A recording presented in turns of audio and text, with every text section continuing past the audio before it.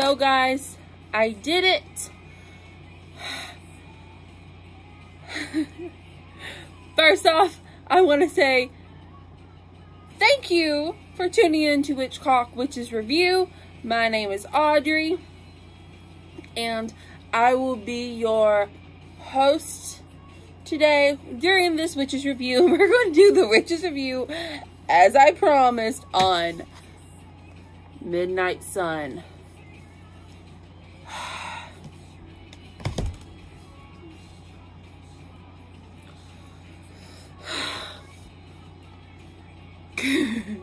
So first, I want to go into a little bit of backstory about this book. So for Twihards who aren't diehard, they're like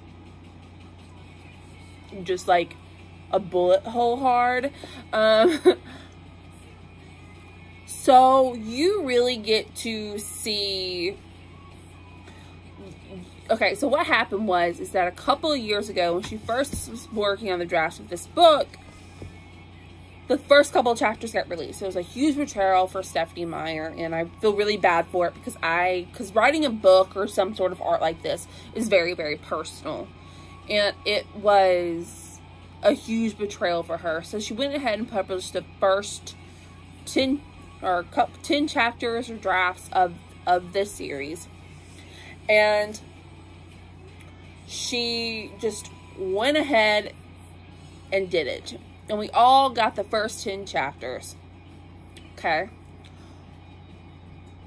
Well, now, many years later, Edward died in a pandemic back in the early 1900s. And now he gets revived in the middle of one. So, Midnight Sun. I think it's really cool that like all these big series are releasing books again. You know, Harry Potter released Cursed Child, and of course the Fantastic Beasts movies, which I will do a Witches review on them too. Of course, the Hunger Games series author, she released another Hunger Games book called The Bird and the Song, or Bird and the Flower. I bought it. I just haven't read it yet because I really wanted to wait for this. So it seems like that my teenage lifehood has now come out. It's now reviving in my late 20s, so whatever. But, so Twihards have been waiting for this book for a long time. Now, let me give you some of my experience with Twilight. I read the books. I did not read the extended book of where Brianna, or Bree, whatever her name was, she was the young vampire who was created by Victoria and Riley. It was her side story that Stephenie Meyer wrote for charity, to sell for profits for charity. I did not get that book. I really wasn't interested in a character that lived and died so tragically. So, but for a long time, because I read the books a couple times as a teenager, and then I just started rewatching the movies over and over and over again. And I projected how the movies did the books such an injustice. That they literally, the layers of complexity and the layers of, Stephenie Meyer wrote these characters to be complex and complicated and to be many layered, and the movies did not portray that. They told the story, yes, but I feel like they did an injustice to the characters and all. The only movies that I think that really did any true good was the last two, but that's because everybody, that was one, big money for Breaking Dawn, and two, they split it up in 2 books, so they were able to do more and have more enrichment and more character development in those books, and you were able to see those parallels that Stephenie Meyer has in this book. Now, if you read Twilight, Stephenie Meyer, it is a parallel version of Romeo and Juliet, star-crossed lovers.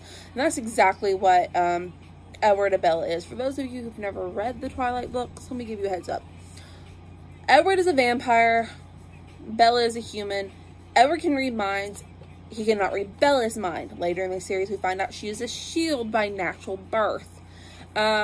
She also is the most delectable, scrumptious chocolate cake that he has ever smelled, and it is irresistible to him. His own brand of heroin, which is coined in the book series.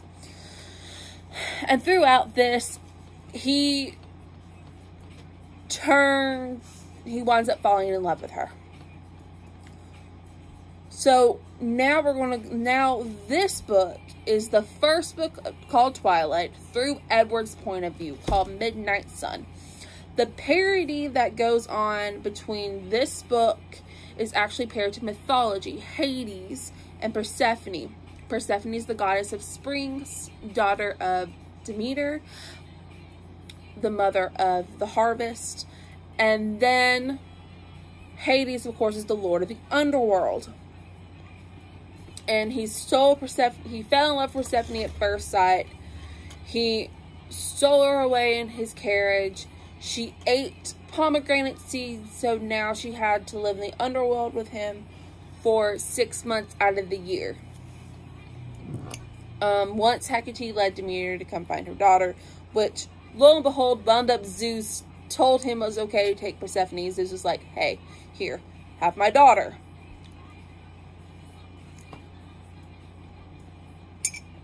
But that story will be going over on a Cup of a Crone episode. So, some of the things that I want to touch on this book. We really see in this book how even in the vampire community, how truly dead Edward is on the inside. And I don't mean it in like, yeah, he's dead, vampire. But no, he doesn't really have any reason to truly live. He doesn't have his soulmate. He doesn't have any true anything, emotional tie, spiritual tie, to really drive him to fight for. You know, a man without a reason to live is a man that is lost. And at this moment in Eric's life, at this moment in Edward's life, you see how everything is so mundane to him, because the mystery of humanity is lost on him because he can read people's minds. And humanity is not very inventive unless you come across an extraordinary person, which he does, which happens to be Bella Swan. He can't read her mind. She smells fucking fantastic. She looks like a snack. And he is able to predict humanity down to a fucking art. And he can't predict this girl. Someone can finally outdo Edward Cullen, which even in the vampire community and his family, it's hard to do. Because Edward knows everything that you're going to do before you even do it. Or as you're thinking it. And that is something that really hurt my heart when I was reading it. Because once he finally accepted, that's it. She's it. She's what I've been waiting for. She is my reason to live. That's when you see Edward shift in his character. But I'm going to talk about this initial reaction when he finally, the classroom scene.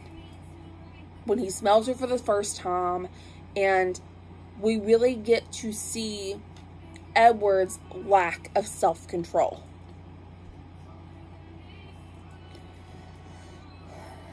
Edward is the second member of the Cullen family who has been longest on this vegetarian diet. Vegetarian means they only sustain themselves through animal blood. And he has almost perfect control, just like Carlisle. But he smells her in a close-knit room. The fan blows her scent exactly into his face, and he automatically switches to hunter mode. You literally see the predator and the person fight against each other and fight against himself, his animalistic nature, which is something that a lot of humans deal with. There is darkness inside everybody, and this darkness in Edward is something that truly baffles everybody, because literally he's going through the scenarios in his head of a play-by-play on how to kill everybody in this room, in this classroom of 20-something students, so he can savor Bella's sweet flavor. But he pulls himself back from the darkness, suffers through it, and into humanity. In this story, you really see how he went from predator to person in this story. Because when he fled to Denali, he trying to figure out what he's going to do. At first, he absolutely despised Bella because what she did to him. Also, you see that Tanya, the head of the Denali clan, has certain affection toward Edward. Also, you realize that Edward never had any romantic affections for anybody.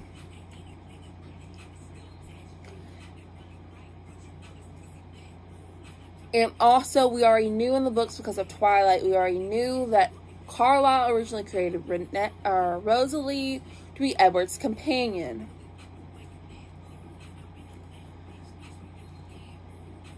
She was way too shallow for Edward. And she became more like a sister. And Rosalie, being the kind of woman who...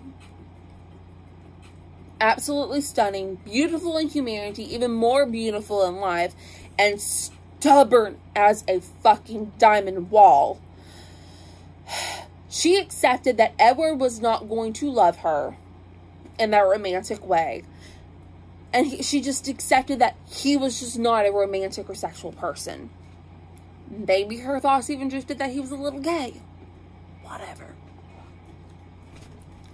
But you also see the complexities in more in-depth relationships in the Cullen family. One of the things that I love so much about the Cullen family in this book is that you see how incredibly close that Alice and Edward is. We already knew they were close, but them having unconscious conversations or telepathic conversations, and then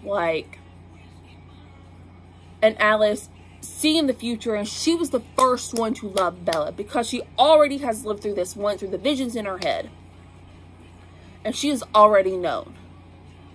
And even in the book, she was like, I love her too, Edward. And Alice has waited patiently for Edward to be comfortable enough for her to become a friend to Bella. And even you see Alice's when Alice and Jasper find the Cullen Coven, and she goes up to Edward, and she was like, oh, my brother, I found you at last. Talking to him telepathically, like they've done it for centuries. And she hugs him. This tiny little pixie girl that you've never met before hugs you. He flashes and reads her mind and sees what she sees. And as Emmett looks at him, Emmett's on the defense. She's like, Emmett, this is Alice. She's our sister now. She's a part of our family. And this is Jasper. He is too. And then, so I love that relationship. I love how Stephanie Meyer painted Alice and Edward's relationship. Because they really are super close-knit. They truly are brother and sister in every aspect. I love it. Then I would like to talk about Jasper. Jasper was completely objecting to this. When the bet happened that if Edward took Bella to the meadow, if she would live or die, Jasper betted against Alice. Which is stupidity. And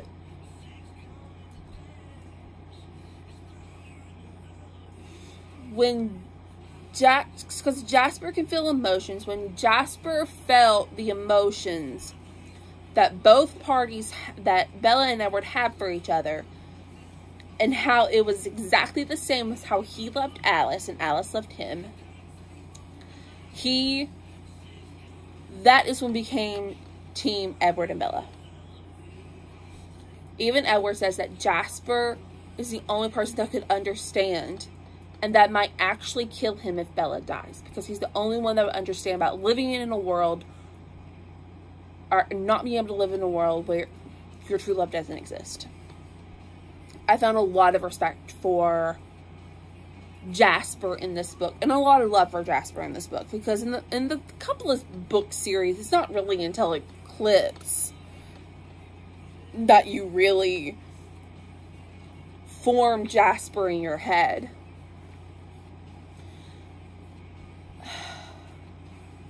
Carlisle, you see how just Carlisle is this incredible perfection, how much his family loves him, how much they actually truly look up to Carlisle, and they follow his leadership, and how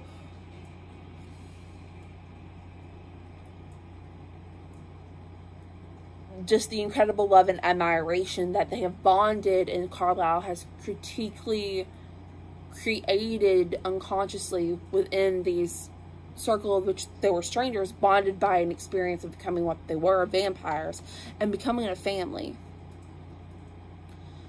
And then you turn to his wife, Esme. Esme, in every term of the word, is a mother. She was encouraging to Edward. She worried about him. She fretted over her family. She tried to talk to Rose when Rose was acting like a moron and stubborn as fuck. And really, she encouraged, that scene where Edward is playing the piano again, because he hasn't played in a long time, and Esme was like, please don't stop. And she touched his shoulders, and she touched his shoulder. And then when Esme and Edward had their talk about exactly the relationship that Bella and Edward were having, and how he described how he thought of himself as a monster, but then he looked, and he's looking at his hands like these are the hands of a monster. Then he looked over at Esme's hands as they're both on the piano keys, and he was like, they're long and they're beautiful and they're graceful. Those are the hands of a mother. And he doesn't remember his prior life, so in his mind, Esme is his mother in every sense of the word. And that's what I absolutely love about this series, that you get to see these characters in a completely different light. And the fact that Esme truly, like, you get to see how everyone sees each other, because Edward reads all the thoughts, they reads all the minds. You get an in-depth look at Emmett, and how the cool little thing that they did with Emmett and Edward going to ask out Angela to play Ben, to asking out Angela, I thought was actually really brilliant. I found that fun. And then when Emmett meets Bella, he does little jokes, and he's like, I like her. And then there's that moment in the hospital where Emmett's looking at Bella, and he was like, And he's thinking, she's such a good girl. Rose is going to have to get over it. Like, she's a part of the family. She's going to have to get over it pronto. And then you see how the brotherly love between Emmett and Bella has started. And it's absolutely wonderful. Also, you get to dig in a little more when it comes to the Wolf clan. On where it comes to how respectful Carlisle was and the coven was when they came and they asked, they're like, hey, we're gonna be moving back. Like, the treaty still stands. Are you familiar with the treaty? Is everything, like, so good? He was very respectful, and truly how much the wolf community fear these vampires. Because at this point of this book, there are no wolves awakened yet. They haven't been popping out. And you really see the naivety and the innocence of Jacob in this book. Like, truly. And then you really see how Edward underestimates Bella and her own capabilities, and how she overcomes all his expectations. Because he's throwing all these other human expectations on her, but she's doing the exact opposite and doing it better. Which I absolutely love. There's so much to dig about this book. There's so much psychology. There's so much relationship dynamics. But there's one other thing I want to touch on. This book leads into New Moon, which everyone knows. New Moon is where, due to a family incident where Jasper loses control for a split second, tries to attack Bella because she cut herself. And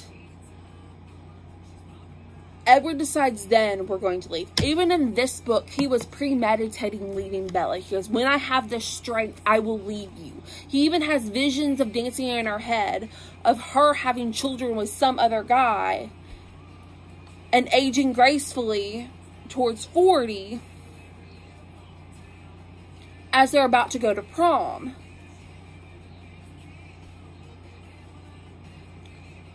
But Alice points out something similar. She goes, she points this out to Rosalie. She's like, but you're not putting Bella's wants or desires into the equation. Because Rosalie's completely upset because she feels like Bella is just wasting her life away to become something. Because do I believe that Rosalie and Emmett love each other? 120%.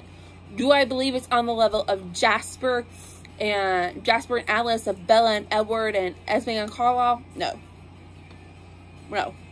Because if one of those die, they could not fathom the world without the other being in it. Esme might stick around only for the fact that her children need her, but she would greatly suffer because of it. And it would devastate her emotionally because of it. And that's something that a lot of people fail to realize, is that, Edward says in the book, it was like, there's human forever and then there's our forever. And she's talking about human forever, when really, Bella's already speaking the language of the vampire. She truly means forever, forever. And you see how early Alice had these predictions of her becoming one of them. And even if you look at the new book, because Stephanie Meyer released another book, and it was kind of like a gender bend book, and in the end of it, it happens the same way, well, kind of the same way, but the ending's a little different, because instead of Bo, which is the male version of Bella, like getting staved and being human, she turns up to being a vampire. They look at Bonnie Black, which is Billy Black in this scenario, ask them to look after Charlie, and they run off him forever together. So the visions have been there and they've been seeing it. You've been seeing it in an alternative universe of how that could have happened. And the level of in-depth and intricity and intricity, I think that's like like I want to call, like I was going to call it, the knot and the threads that are pulled by the different universes that she webbed within her mind, that you see her pulling into these different books, whether it's this one, whether it's the gender bender one, or whether it's actually in the Twilight series, the original Twilight series itself. You actually see how she did this. You actually saw a scene of it in the last Breaking Dawn movie, when you see the fight scene that never happened in the book, but it was from Alice's point of view. That's the reason why we didn't see it, because it's Alice's point of view. And the thing is, in the last book, Edward saw it as it was playing out in her head. And do I really hope that Stephenie Meyer continues the series? Yes. She has said, to quote, that New Moon is so dark, she didn't want to go there with the series, but small message for Stephenie Meyer. I read these books when I was 14 or something. 14, 15. I am now 27, about to be 28. Guess what? Most of your fans are adults. We have dealt with horrible things to this. We watched True Blood and Game of Thrones. So really, Edward's struggling with his dark place of leaving his true love and finding the incredible selflessness to leave Bella for her own good. We can handle. We can handle the rest of the series. I understand this book was your nemesis for a very long time, because it says it literally right there. It says acknowledgements. And I understand that. And we as your fandom understand that. But here's the deal.